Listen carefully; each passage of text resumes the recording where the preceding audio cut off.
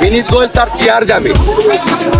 ওই সিঙ্গুরে মমতা ব্যানার্জিকে যে ট্রেনে হিসেবে বের করেছিল বিডি অফিস থেকে, ওই মাদর সুপ্রতিম সরকারকে সিপি, ওই জন্য পা চাটছে বিনীত গোয়েল।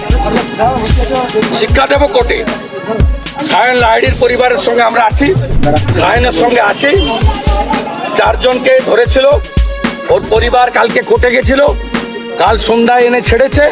কিন্তু আমরা কোর্ট করবো, অ্যারেস্ট মেমো দেখাতে হবে, কেন ডিটেন দেখাতে হবে, এই গুন্ডামি বন্ধ করব।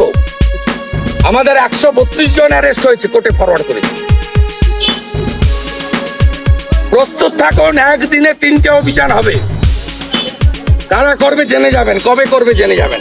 নবান্ন, লালবাজার, কালীঘাট, একদিনে।